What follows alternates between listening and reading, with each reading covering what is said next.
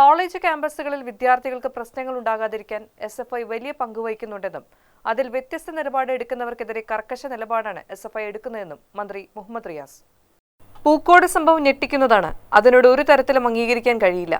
ഈ പ്രവണത എസ്എഫ്ഐ കാരണമാണെന്ന് തീർക്കാൻ ബോധപൂർവം ശ്രമം നടക്കുന്നുണ്ട്. മന്ത്രി ചൂണ്ടിക്കാട്ടി.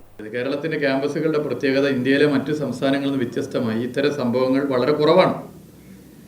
ആ കുറവിന് കാരണം കേരളത്തിൽ ജനാധിപത്യപരമായി പ്രവർത്തിക്കുന്ന വിദ്യാർത്ഥി സംഘടനകളുടെ ഇടപെടലാണ്. ഇവിടെ എസ് എഫ് ഐ എന്ന സംഘടന ഇതിൽ വലിയ പങ്ക് വഹിക്കുന്നുണ്ട്. ഏതിൽ? ഇന്ത്യയിലെ മറ്റു സംസ്ഥാനങ്ങളിൽ നിന്ന് വ്യത്യസ്തമായി കേരളത്തിൽ ഇത്തരം തെറ്റായ പ്രവണതകൾ ഉണ്ടാകാതിരിക്കാൻ, കേരളത്തിലെ കലാലയങ്ങളെ കൂടുതൽ ജനാധിപത്യവൽക്കരിക്കാൻ എസ് എഫ് ഐ എന്ന സംഘടന വലിയ പങ്ക് വഹിക്കുന്നുണ്ട്. എസ് എഫ് ഐയിൽ പ്രവർത്തിക്കുന്ന ഓരോരുത്തരും റാഗിങ്ങിനെതിരെയും അരാജകത്വ പ്രവണതകൾക്കെതിരെയും ശക്തമായ നിലപാട് സ്വീകരിക്കുന്നവരാണ് എന്നുള്ള ദൃഢപ്രതിജ്ഞ എടുത്ത് വരുന്നവരാണ്. അതിൽ നിന്ന് വ്യത്യസ്ത നിലപാട് ആരെങ്കിലും ഒറ്റപ്പെട്ട് എടുത്തിട്ടുണ്ടെങ്കിൽ അതിനെതിരെ കോംപ്രമൈസ് ഇല്ലാതെ കർക്കശ നിലപാടാണ് എസ് എഫ് ഐ സ്വീകരിച്ചു വരുന്നത്.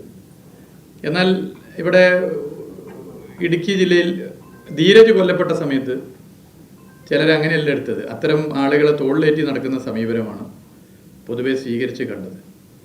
എന്നാൽ ഇവിടെ ഈ വിഷയത്തിൻ്റെ ഗൗരവത്തെ ഇതൊരിക്കലും കേരളത്തിൽ ഉണ്ടാകാൻ പാടില്ല, ഒരിക്കലും ലോകത്തെവിടെ ഉണ്ടാകാൻ വേണ്ടി പാടില്ല.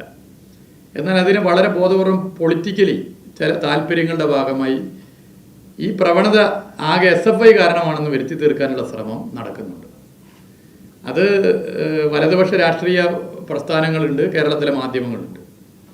ഇടുക്കിയിൽ ധീരജ് കൊല്ലപ്പെട്ടപ്പോൾ ഈ നിലപാടല്ല ചിലർ എടുത്തത്. എസ് എഫ് ഐ വളഞ്ഞിട്ട് ആക്രമിക്കുകയാണ്. എസ് എഫ് ഐ പ്രവർത്തകരെ ആട്ടി ഓടിക്കാൻ പൊതുബോധം സൃഷ്ടിച്ചെടുക്കുകയാണ്. തെരഞ്ഞെടുപ്പിൽ ഗുണം കിട്ടുമോ എന്നാണ് നോക്കുന്നത്, അദ്ദേഹം ആരോപിച്ചു.